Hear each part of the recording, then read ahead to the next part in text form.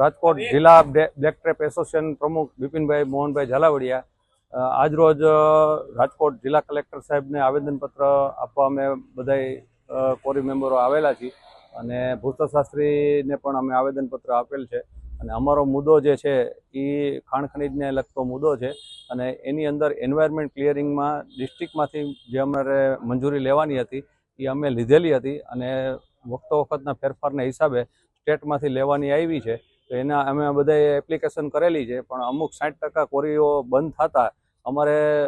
બધાના સપોર્ટની અંદર અને અમુક નોર્મ્સને હિસાબે અમે બધાએ 2-10થી કોરી બંધ કરેલ છે અને દ્વારકા મુકામે અમારી સામાન્ય સભાની અંદર આ નિર્ણય લીધેલો હતો અને સરકારમાં અમે રજૂઆતો કરેલી છે અને અમે એવી આશા રાખીએ કે સરકારમાંથી સત્વરે સારા નિર્ણયો આવે અને એનો અમે અમલવારી કરીએ એવી અમારી રજૂઆતો છે.